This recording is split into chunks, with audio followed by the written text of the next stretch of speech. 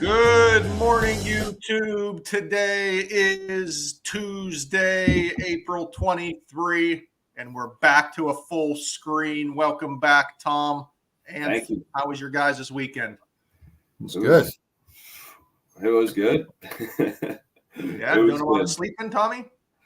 We're trying. We're fighting through it. We have to feed every 2 hours, so mornings are a little bit groggy, to say the least. But we fight through. We make it through. Me and Natalie team up and make it happen. So, you guys taking turns?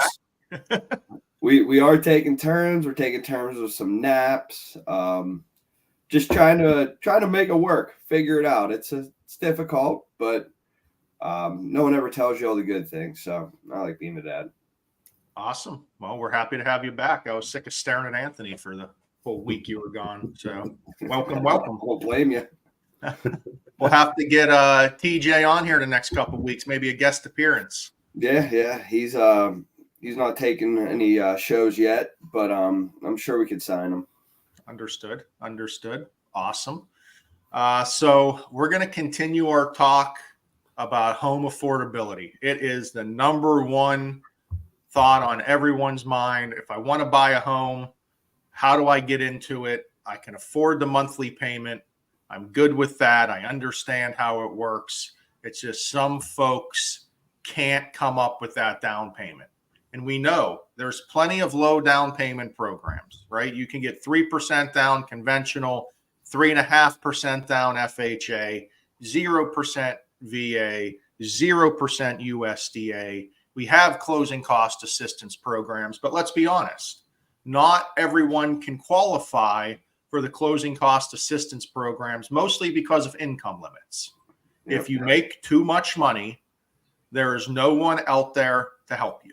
That's the only way I can explain it. It's all based off of income. And by the government's definition today, you're not worth being helped if you make too much money. Is that an easy way to say it? Yeah, that's an easy way to say it. And, I think the reason behind it is they're expecting those people that do make, triple the amount of some of these other people to save a little bit for that down payment. So I think that's their whole reasoning behind the income limits. Definitely is. And we know how life can be, especially today. No one can save money, it feels like. So there is an option out there. Now, this isn't an option for everyone. It shouldn't be your first option. But if you come to us and you say, the only thing holding me back from living the American dream, getting in a home so you can turn that home into wealth, you're allowed to pull from your 401k. I said it. I can't believe I said it, but you are allowed to pull from your 401k. Many stipulations here, Anthony. Many stipulations. You probably need to talk to a financial advisor if this makes sense for you. You probably have to be a first-time home buyer to do it, but you can pull from your 401k.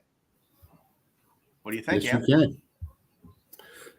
Yeah, so essentially, when you pull from the 401k, you can use those funds for down payment and closing. But most of the time, you're going to end up borrowing against your 401k, so that you take a no penalty. So talk to your financial advisor. Yes. But you definitely want to utilize that. You can't utilize it when you're dead. So why not utilize it while you're living?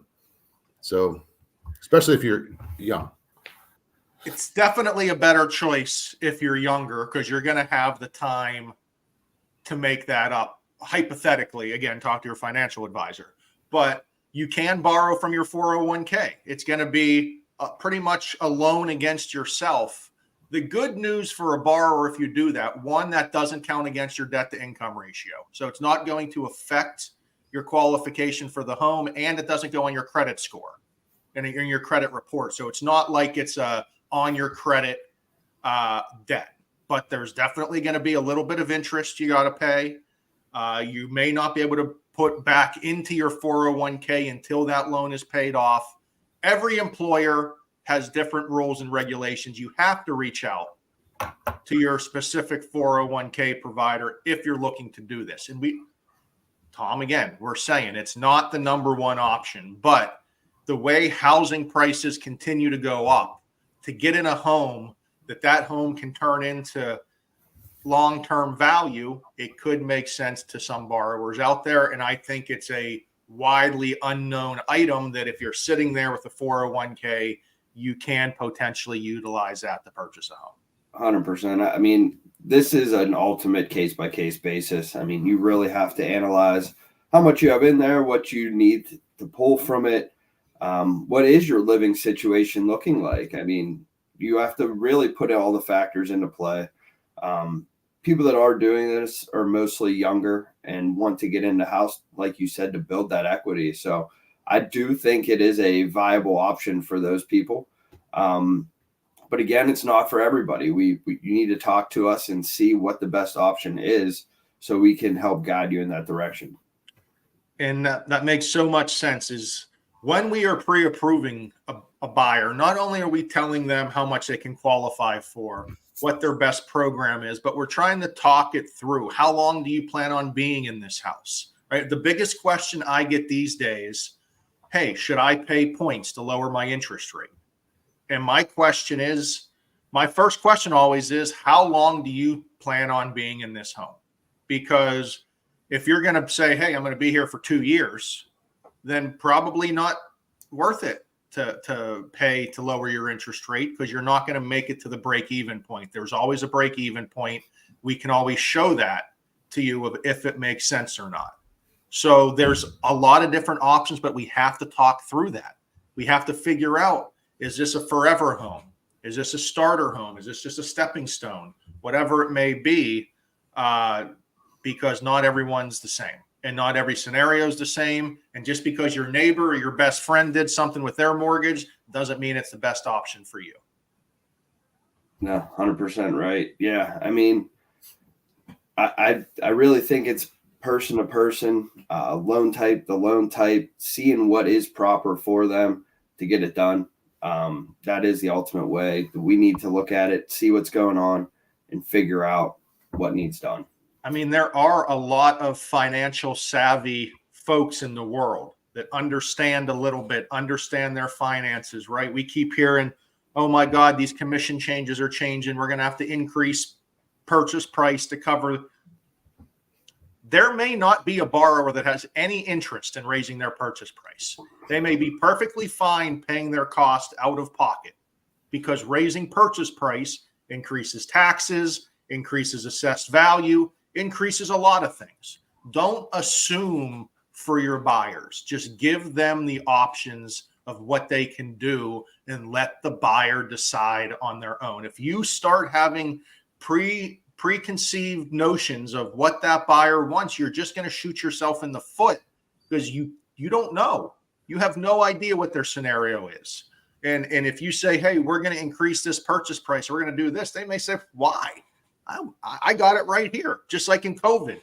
Hey, the appraisal came 30,000 less than purchase price. You got to cover the difference, right? If you would have told me that before COVID, I'd say people were walking away from the deal. No one's going to do that. And guess what?